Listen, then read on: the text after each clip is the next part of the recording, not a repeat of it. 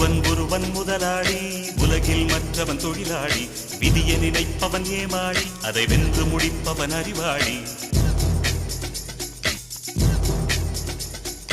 ஒருவன் முதலாளி, உலகில் மற்றவன் தொழிலாளி.